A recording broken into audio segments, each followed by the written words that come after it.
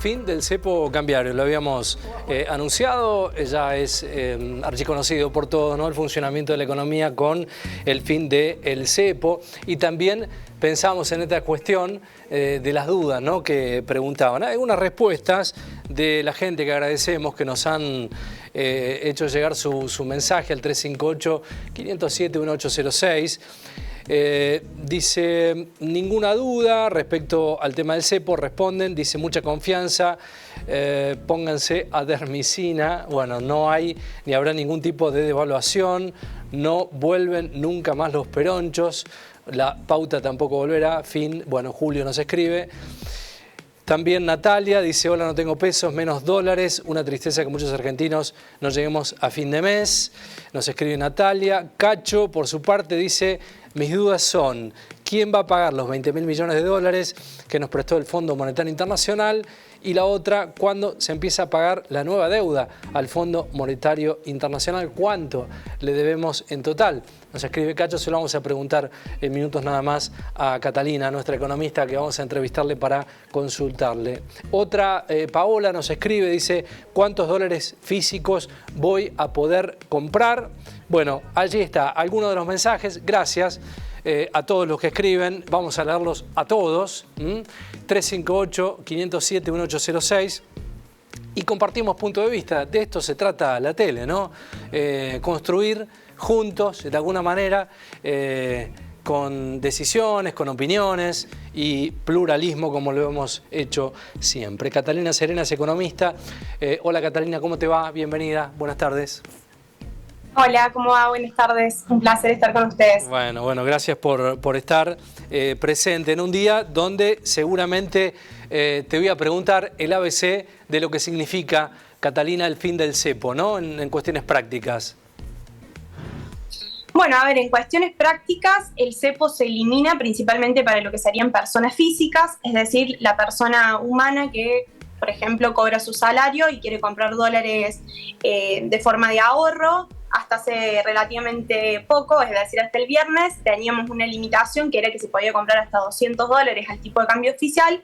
A partir de hoy, esa limitación se sacó y se puede comprar ilimitadamente dólares, digamos, siempre y cuando vos tengas declarados esos ingresos, es decir, puedas decir de dónde vienen esos ingresos que tenés en tu banco, ¿no? Banco Central había publicado el fin de semana y hubo ahí un ruido con el mensaje oficial de 100 y 200 dólares de retiro. Eso es físico, ¿no? Claro, eso en realidad hace referencia principalmente al tema de la compra en efectivo de dólares, es decir, claro, si vos vas con efectivo al banco y querés comprar, vas a tener un limitante ahí, pero si vos ingresás tus dólares a tu cuenta bancaria, es decir, los depositas en tu cuenta bancaria, ahí no vas a tener limitaciones para realizar la compra en dólares y después vos vas a poder ir a retirar los dólares al banco de forma ilimitada. Obviamente, seguramente los bancos tendrán algunos limitantes en cuanto a disponibilidad en el día dentro del banco, digamos, propiamente dicho físico. Seguramente si uno quiere hacer un retiro muy grande tenga que avisarlo con antelación, pero en principio no habría limitación siempre y cuando, como digo, estos dólares ingresen al sistema bancario, es decir, estén blanqueados, uno pueda decir de dónde vienen estos ingresos y realice la operación dentro de lo que sería el home banking. Bien, los consumos en el exterior, ¿cómo se facturan, Catalina, todavía con este cambio? En principio no se habló nada del dólar tarjeta, que por ahí era lo que se venía charlando. Sí, lo que estaba vigente hasta el momento y que seguramente va a seguir vigente es que si la gente tiene dólares en su cuenta y paga el resumen de la tarjeta con dólares, se ahorra ese 30% de percepción. Ahora esa operatoria va a ser incluso más fácil porque automáticamente la persona desde su home banking va a poder hacer la compra de dólares. Antes por ahí era un poco más engorroso porque capaz tenía que hacer compra de dólar MEP. Y entonces por ahí mucha gente no lo hacía porque le parecía un costo administrativo a lo mejor realizar ese proceso, pero ahora va a ser incluso más fácil. Entonces por ahí hay que ver cómo sigue este tema del dólar tarjeta, si va a continuar vigente o no, porque seguramente ya empiece digamos, a ser utilizado por poca gente. La mayoría imagino que va a hacer lo que le conviene, que es básicamente comprar el dólar y pagar el resumen de la tarjeta directamente en dólares. Bien. ¿Cómo analizás ya con el cierre del mercado en el día de hoy lo que ha pasado? Digo, ¿se ha mantenido en situación estable? ¿Se esperaba otro movimiento económico de flotación? ¿Cómo lo evaluás, Catalina? La verdad que por lo que hemos estado hablando ahí con algunos economistas, es un balance bastante positivo el que está cerrando el día de hoy. Muchos hablaban de que iba a rondar el oficial en los 1.300 pesos, vemos que más o menos ha cerrado en unos 1.230 pesos. Hoy el Banco Central no ha tenido que intervenir, es decir, el Banco Central puso una banda de flotación entre 1.000 y 1.400 pesos, con el compromiso de que el dólar siempre flote en esa variación. Entonces, si el dólar se iba a más de 1.400, el banco iba a tener que intervenir, y si bajaba de 1.000, también el banco iba a intervenir para que se mantuviera dentro de esa banda de flotación. Hoy el Banco Central no tuvo que intervenir porque la oferta y la demanda se acomodó alrededor de los 1.200, estuvo en 1.250, después bajó un poco y más o menos cerró en los 1.230. Entonces yo creo que para el gobierno es un balance bastante positivo de este primer día de flotación. Bien. ¿Hay explicación, Catalina, respecto al movimiento de precios que ha habido en el día de hoy? El movimiento de precios del dólar. De aumentos, de aumentos de insumos. Nosotros hemos mostrado a través de nuestra señal automáticamente, ¿no? En hipermercados, en grandes superficies, proveedores de productos de ferretería también, con ya cambios, ¿no? En el por las dudas de la Argentina. ¿Se justifica este movimiento? Y siempre, inevitablemente hubo una devaluación, ¿no? O sea, nosotros teníamos que el viernes el valor del dólar rondaba los 1.100 pesos y hoy tenemos que cerrar en 1.230, entonces inevitablemente ahí hay una fluctuación del tipo de cambio oficial que tiene un impacto en precios, principalmente los vinculados a bienes transables, y siempre obviamente que hay una cuota de especulación generalmente, en donde generalmente los precios a veces se anticipan a algunas medidas y bueno, y eso generalmente impacta, ¿no?, en los precios que uno ve en las góndolas.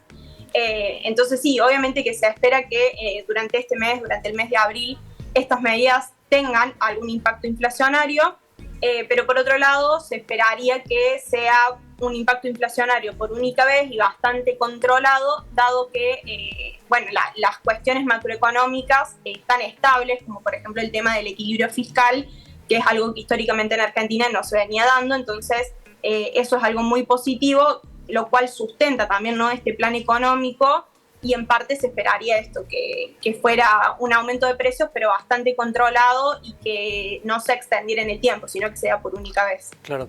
Hay una pregunta que nos hacían hace algunos minutos que tiene que ver con la deuda, fundamentalmente con el Fondo Monetario Internacional, quién las pagaba, cuándo empezaba a operar, y fundamentalmente cuánto le debíamos al fondo.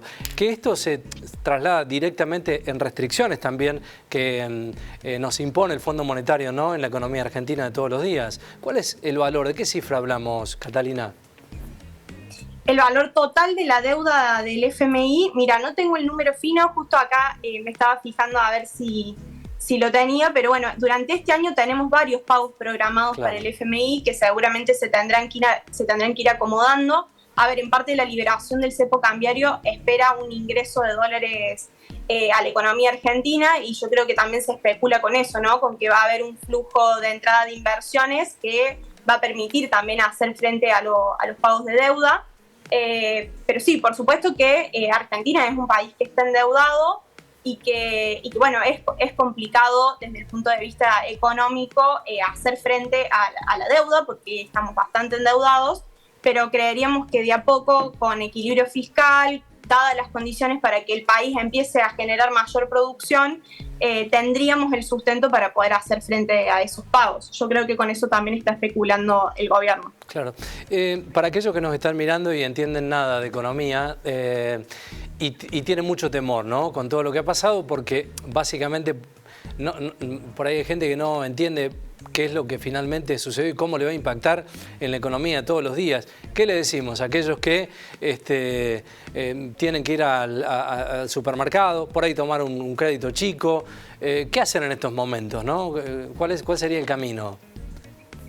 Bueno, Bueno, a ver, en este momento obviamente que va a ser un momento complicado, por lo menos estos primeros 2 meses.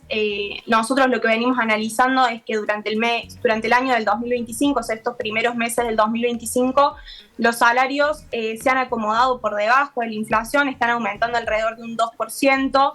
Entonces, obviamente que seguramente para el consumidor va a ser complicado este mes, porque va a tener un impacto inflacionario esto.